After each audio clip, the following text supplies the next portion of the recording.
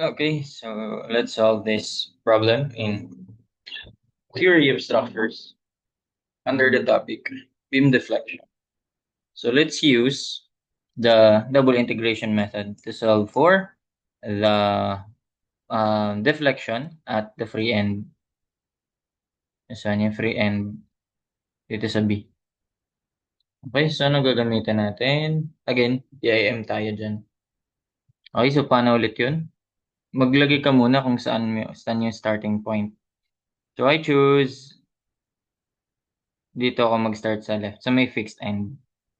Bakit? Para zero yung ano, para zero yung C1, C2. Kasi kapag dito ka, di maging zero yung C1, C2. Pwede rin naman, pero tignan mo, one more thing pa is, kapag dito ka nag-start, ayun no, trapezoidal mabubuo mo dyan. Pangit no? Though, masisimplify mo, gawa ka ng rectangular tapos triangular. Pero, ayun, ano yun, mas matrabaho. Wala nga siyang moment. Di katulad kapag dito ka, kukunin mo yung moment nito. So, ayun. Yan lang. Basta sa left tayo. From left to right tayo. Okay, so we will have a reaction here na RY ay EY. Sige, R na lang kasi ang horizontal niyan ay wala. Though, meron talaga siya, pero zero ang value since wala namang external na horizontal force. So, zero lang din siya, no? Zero lang yun. So, meron ulit tayo ay yung moment. Negative yan. Ayan. So, fixed talaga yan, ah. Fixed yan dyan. Yun naman yung overhang. Wala namang binanggit na distance na dyan. Fixed-ended na yan. So, ang gagawin natin is to solve for the reactions muna. Pangalanan ko to, MA. Pangalanan ko tong R lang. Kahit wag na RY kasi, ano naman siya eh. Ah, tawag dito. Well, nag-iisa lang naman siya. Zero naman yung RX. So, okay na rin yan. Kaya ito, pangalanan ko tong X. Yung distance. Na papunta sa akin na consider natin na section. So, ayun. So, paano yun? To get the reactions, summation of moment. Moment agad? Okay, pwede naman. Summation of moment about A is just equal to MA. Ayan. So, ito lang yung tawag nito, contribute dyan. Area niyan, 1/2. Ang base ay buong yun, 10. Ang height ay 21. Ang moment arm niyan ay, pag dito galing, so 2/3 yan. Pag dito galing, 1/3 yan. So 2/3 times 2/3 ng buong length. So that will be MA is just equal to, oops, nakaano pa ako. Systems of linear equations. 1/2 by 10 by 21 by 2/3 ng 10, that's 20/3. 20/3. Oh, 700. 700 kilonewton meter. Sige, so lagay na natin to. Kailangan natin yung mga reaction eh. So to double check, pwede magamitan yung nasolve natin kanina. Ayan o. 1/3 lang siya ng WOL squared. 1/3 ng WO, di ba 21 yun? Ang L ay 10. Oops.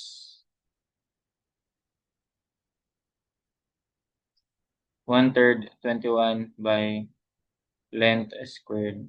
700. Pare sila. To double check yun. One more thing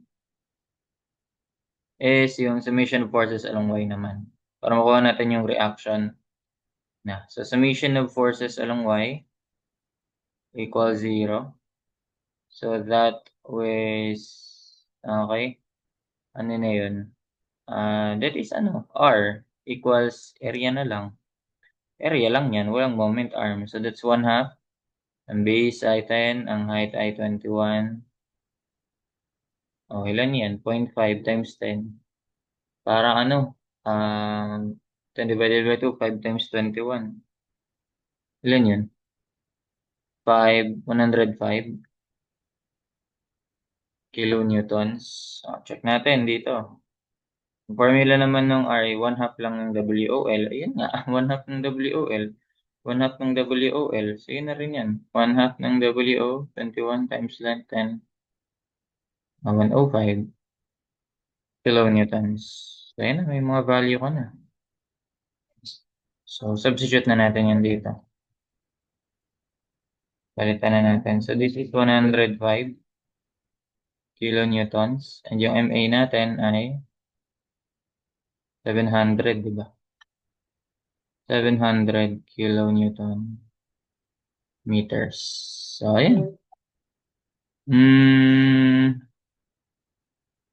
Ayun na. So, we have the reactions na. So, makakagawa na tayo ng moment equation para global moment equation para sa DIM natin. So, summation or that is equal to EI. Kapag ba masyado? What if 2 lang? Okay na yun, no? Sige, okay na yun. EI y double prime is equal to the moment. Ano yung moment natin? Ang moment natin, dito ko na lang ilagay para kapag sinimplify ko sa baba na. Ang moment natin, ang mga magkukos niyan, yung R. Pero lagay ko na yung value. It's 105 times moment arm X. Positive yun. Kasi pinapangiti niya yung beam. Sunod ay itong MA. Minus yun, negative. Pinapalungkot niya yung beam. So, minus 700 by, lagyan na lang natin X raised to 0. So, ano lang, old habits die hard. So, pwede namang hindi na kasi pag i-integrate mo yan, magiging X pa rin naman yan kapag in-integrate mo, diba? Constant. Malalagyan mo ng X. So, isa pa, minus. Ayun pa pala. Nakalimutan ko to. Okay. So, ang gagawin natin dyan is, kunin mo, ratio and proportion. Itong height na to, ano equivalent niyan? Ratio and proportion lang yan, triangle. Similar naman yan eh. By ratio and proportion, di ba 21? So, pangalanan ko tong W. So, W over X, yan, W over X equals, yung buo, 21 over 10. So, which gives us ang WI just 2.1x, no? Yan.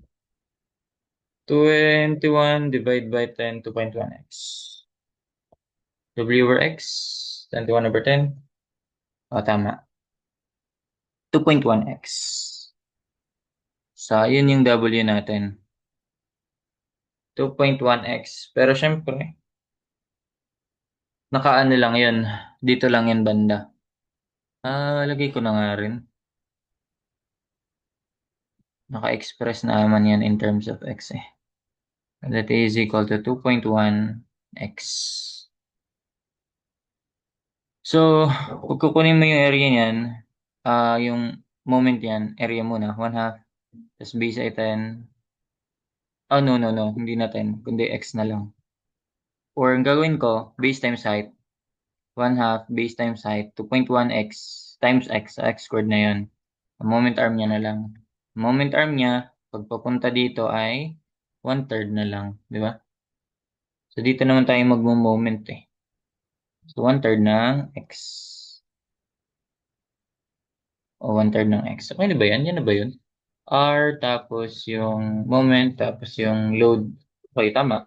Pag sinimplify natin, that will be EIY prime, y double prime, equals what?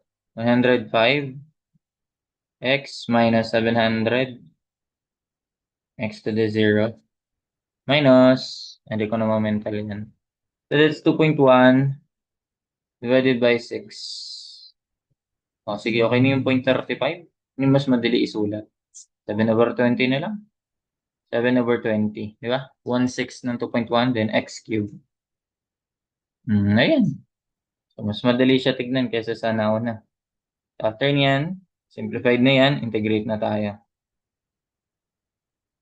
Okay, pag integrate natin yan, both sides, EIY na lang to. Babawasan ng derivative, order and derivative. So this one will be 105 times maging x squared over 2. Yung baba, magiging 700 times x minus 7 over 1, 7 over 20. Mas mabilis nga kapag may values talaga, no? Kumpara mo sa kanina na wala pa. Plus C1. Okay, simplifying. EIY prime ay, ilan yan? Hindi ko ma-mental. 55. 50 times 2, di ba? 100. Tapos, ay no. Tama ba? 110 pa yung 55. So, 52.5. Ano ba yung ano ko? Tama. Wala na. Nangangalawang na sa mental. 52.5 x squared minus 700 x minus 7 over 20. Oops, 7 over, gawin na natin yung 80. Hindi naman masisimplify yan kasi di naman nagde-divide si 80 by 7, di ba? So, simplest form na yan. X to the fourth plus C1. Ayun, so simplified na yan. Duplicate ko lang para sa panibago. So, integrate natin. Lagyan ko pala ng asterisk. Okay, pag integrate ulit natin, this will give us, ano na, EIY na to. Naka-slow, ano na to. Yung elastic curve na yan, deflection. Magiging 52.5 times x cube over 3. Ayan na nga. X cube over 3 minus 700 x squared over 2 minus 7 over 80 x to the fourth, x to the fifth over 5 plus C1x plus C2. Ayan. So, ang sunod, simplify. EIY is ilan? 52.5 divided by 3. Magandang number pa rin ba yan? 52.5 divided by 3, parang hindi na. Oh, okay pa rin pala. 35 halves or 17.5. 35 halves na lang. So, 35 halves na x cube minus 350 x squared minus 8 times 5, 40, 400 x to the fifth plus C1x plus C2. O, ayan na. Meron ka ng mga values. Check na natin yung boundary conditions ulit. Ang boundary conditions at x equals 0, since in x equals 0 yan dyan, dito yung starting point natin, right. So since fix yan, ang deflection ay 0 and ang slope ay 0 rin. So ayun, so ano ulit makakuha natin doon? Ito yung deflection, ito yung slope equation.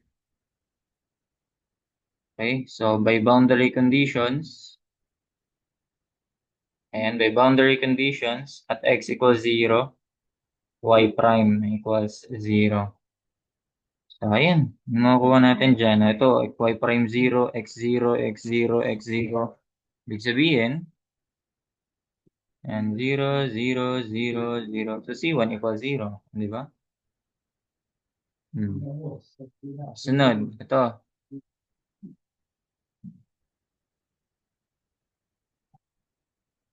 Ayan yung sunod. At x equals 0, y naman equals 0. So, ano makakuha natin dyan? Y equals 0, x equals 0, x equals 0, x equals 0, x equals 0. O, edi 0 din. 0, 0, 0, 0, 0. So, C2 equals 0. Yun yung maganda kapag cantilever. Di ba? Kapag gumawa ka. Pero, lagi ba yan? Kailan nga ba yan hindi nagiging 0? Hindi. Laging ganyan kapag cantilever. Kasi nga, substitute mo sa x 0 eh. Kapag nag-negative yun, negligible na rin yan. Gagawin mo na rin yung 0, di ba, by Macaulay principle. So, ito na yun. Ayun na pala yung mga yun. Paste ko ba yan? Hindi. Okay, so, ito yung una, EIY prime. Tatanggalin ko na yung C1X. EIY pala. At ang EIY prime, ay ito. Tanggalin ko lang din yung, oops, mali. EIY prime, ay ito naman. Tatanggalin ko lang yung C2. So, ayun na. C1, C2. Ito na yung equation for slope and for deflection or equation ng curve or elastic curve.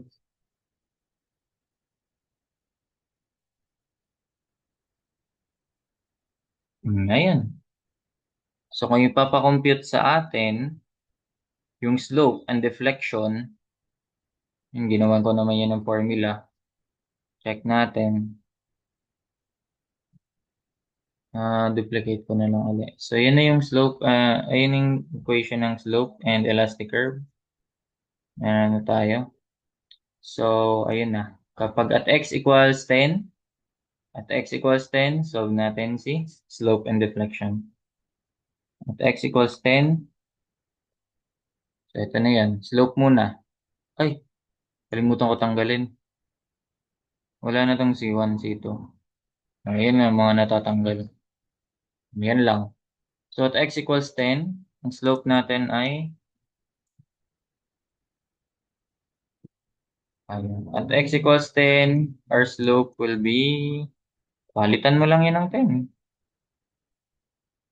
Ito ko na lang. 10, palitan yan ng 10, palitan ko to ng 10, 10, 10, 10. So EIY prime, may EI na lang natin kasi di naman binigay yung value ng EI eh. So sige nga, 52.5 x squared minus 700x minus 7/80. Ano, same sila. X to the fourth if x equals 10. So negative 2625. Ibig sabihin, negative yung slope. Which makes sense. Negative 2625. Anong unit na to? 2625. Sige, analyze natin ha. EIY prime. Di ba unang integrate yun? Oh. Ang, ito kasi, kilonewton meter. M yan, di ba? Anong unit ng M? Di ba kilonewton meter yan? So, ang sunod na integrate niyan ay, ayun, ito na, EIY prime. Kilonewton meter squared.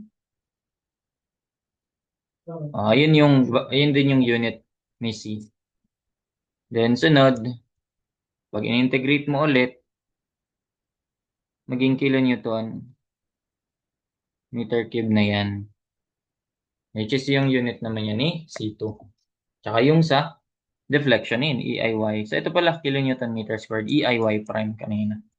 That's in kilonewton meter squared. Kung may value ka ng EI, hindi substitute mo. O, ayan. O, sunod, at x equals 10. Ulit. Ano naman yung magiging y niyan?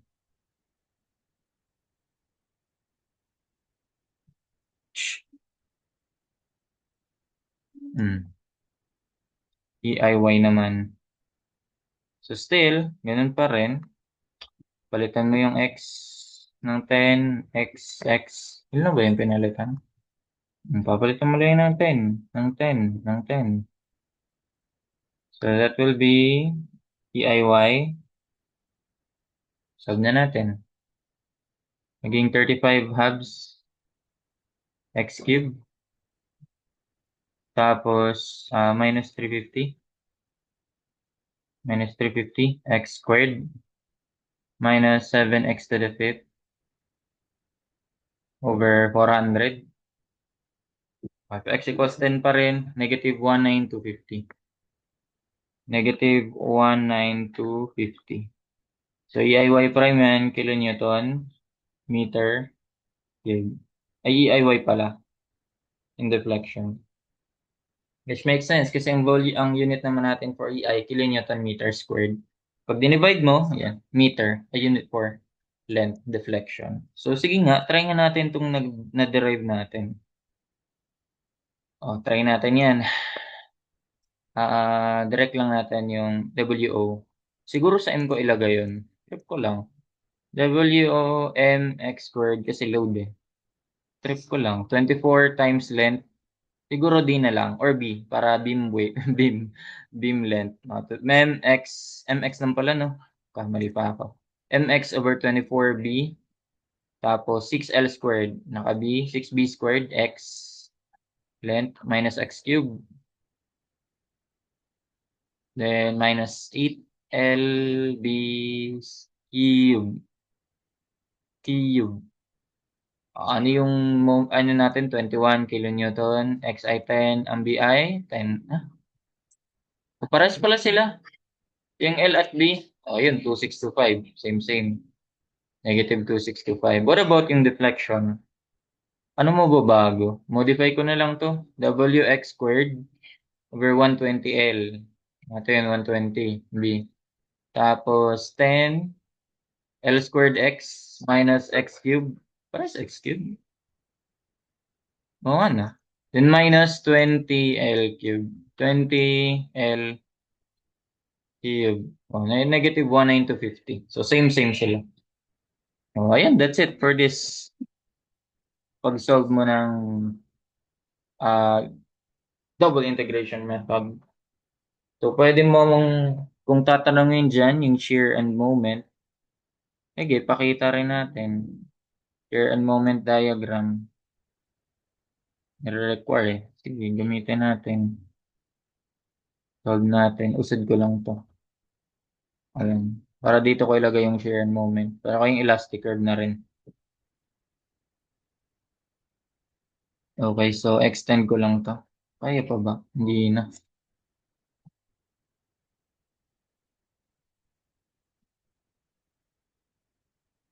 Kaya ba to? Shear diagram na yan. Ayan, shear. Oops, ano yun? May napindot. Tapos, ito yung shear. Para sa shear. Oh, buo. Ito para sa moment. Inas na kaya yan? Tipirin na lang natin. Tapos, elastic curve dito na lang. Dito ko na lang ilagay. Para sa shear, we'll have what? Ay, natanggal yung ano. Di ko ba nalagay? Natanggal lang talaga. 105, di ba? Kilonewtons. So, ayan. So, para sa shear, angat ka ng 105. Sige, isagad ko na kaya yan. Wala naman ng ibang ano eh. Isagad ko na. Ito yung 105. Umangat ka, tapos bawas mo lang sa area na yan. Pero paano yan? Area na yan ay 1/2. Ulit, ang base ay 2, height ay 21. Tama ba? Ayun, so mag-equal nga lang sila 125, 105. Pero paano yung magiging curve niyan? So kung ito ay negative, negative 'di ba kasi pababa. Wait nga, saan cursor ko na naman nawawala. Ayun. So negative kasi downward eh, no? Downward tapos increasing. Ano yun sa slope? Ano yun sa slope? Ano yung negative increasing sa slope? Draw ka lang ng bilog. Alin dyan yung negative increasing? Negative increasing. Ito mga positive, ito mga negative. Ito negative, ito positive. So ito yun. Either ito or ito na lang yan.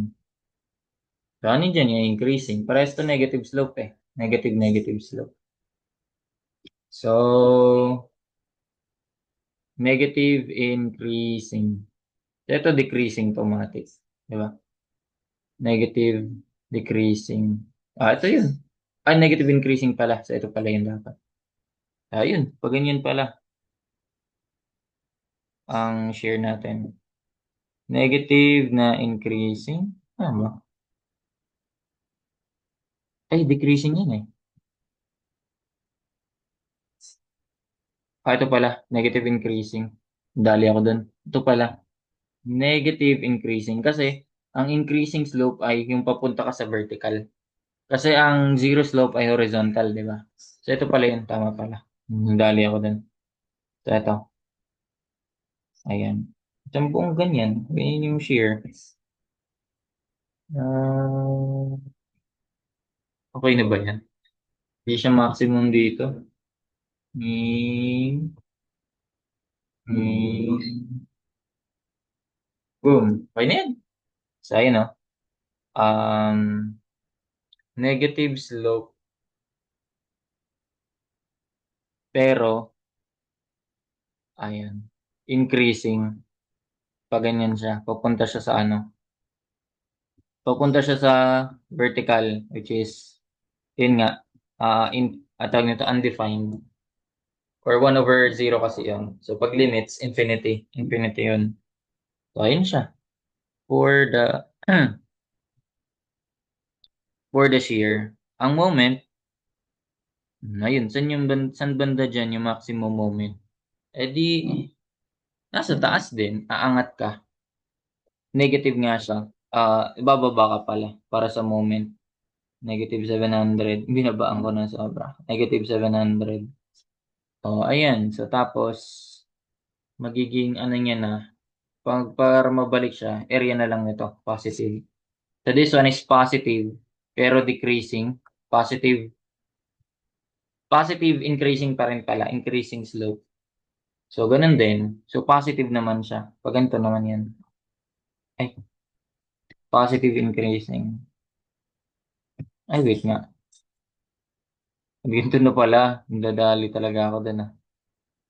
Babaliktad naman yan. Positive increasing. Ayun na. Positive increasing. Ayun na. Pataas ng pataas. Papunta siya sa vertical. Kung di magets yan, eto, may gamitin tayo. Yung sa project pa tayo. Alam niyo yung ano na yun. Sige, gamitin natin yan.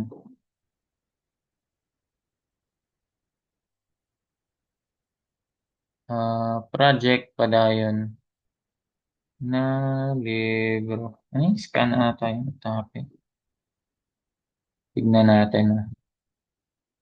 Ayan. So, nasa bandang di yun to eh. Theory of structures, ayun no. Yung guide niya for shear and moment. Shear and moment diagram. So, pag positive, ganyan yung shear. Confirm natin. So, ang shear natin ay pag ganito. Meron ba dito dyan? Ito muna. Unahin natin. Wala pala dito. Kulang. Point load diagram, tas degree. Wala siya yung triangular. Shear and moment. Okay. Anyway, tayo. Ito lang pala yung meron sa kanya. Wala siya yung shear na... Pero applicable ba to? Try natin. Increasing magnitude.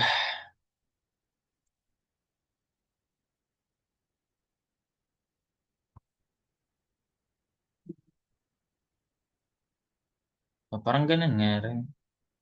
So, ito kasi yung shear natin. Shear and moment nga lang, ganito ka lang. Applicable ba yan sa curve? Check na natin kung parehas. Nagkatugma. So, ang shear natin ay parang pa ganito. Ayun. Kaya naging ganun din yung moment.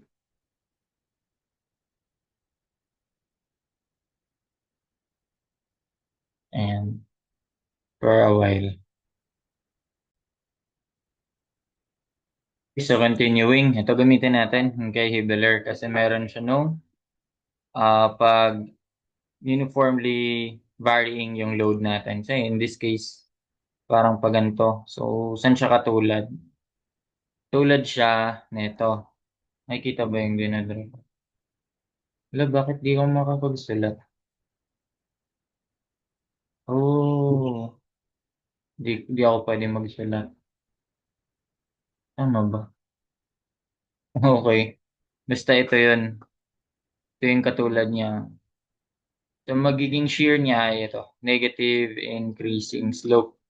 Negative increasing slope. Ayun, tama. Ayun, negative increasing slope. Ganito yung shear. Tapos ang magiging moment niya naman ay ito, positive decreasing slope ang moment. Wait lang. Positive decreasing. Doon ako nadali. Okay, malito, malito. Ang positive decreasing slope ay, ito kasi, ang tinrate niya doon na positive ay ito. Nasa top, tapos positive increasing, pataas. Kaya yun, positive increasing wait nga. And positive decreasing slope. Ulitin ko nga. Okay. So again, pag triangular, or applicable din yung pag trapezoidal. So magiging shear niyan is pag ganito. Ayan. So ganun na. Tama nga. Ayan yung shear. Pero ang magiging moment natin ay, ayun, pag ganito. So bakit naging ganyan? Ito negative increasing. Bakit negative increasing? Kasi ito downward. Tapos pataas. Yan. Kaya negative increasing. Ito, bakit positive decreasing? Ito naman yan. Positive siya. Pero nagde-decrease yung slope. Nagde-decrease yung slope nitong ano. Yung sa shear niya. Okay. Pagpalit ko lang pala. Okay. Di, pag ganito pala yun. Ang tama. Pag ganito pala siya. Ayan o. Ayan. Kasi this one is positive tapos, yeah, decreasing. Tama. Kasi ito, magde-decrease siya. Papunta siya sa negative. Papunta siya sa zero. Increasing kapag papunta sa 1/0 or yung infinity nga. Limits. Kung limits, infinity yun. Pero kung 1/0 lang, undefined yun. So, ayun. Ayun siya. So, this one is kung first degree yan. Kung first degree to, second degree na to, third degree na to. Third degree. One more thing, kung gusto niyo makita, pwede rin yan sa SkySafe ba yun? Nagamit niyo ba yun? Sige nga, let's try sa SkySafe. Okay, so lagay natin yung loading na yun. Ginagamit ko yun eh. Try natin sa SkySafe. Kaya naman ata to. Hmm, ano pwede ba? Kung gusto mo ma-check yung shear and moment diagram, kaya kasi yan ng SkySafe. Check lang natin. Ayun lang. Kailangan ko pa i-sign in.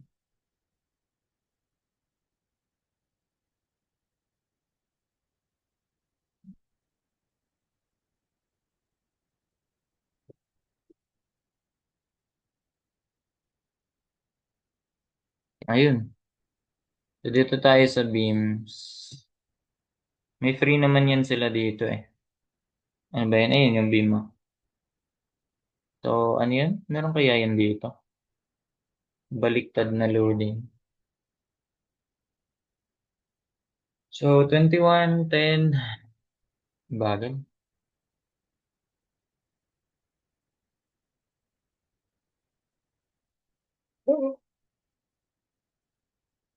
Hintayin lang natin.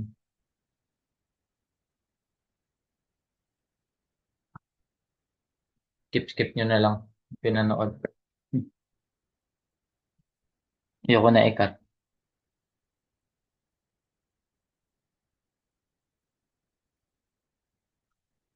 Ngayon na lang ata signal dito eh.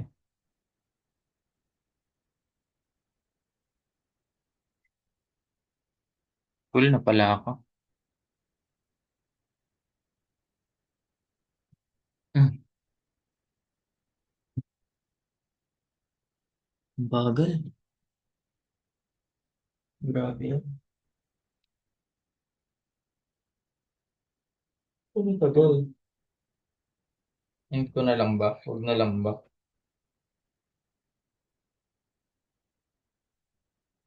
Giyantayin ko lang yan.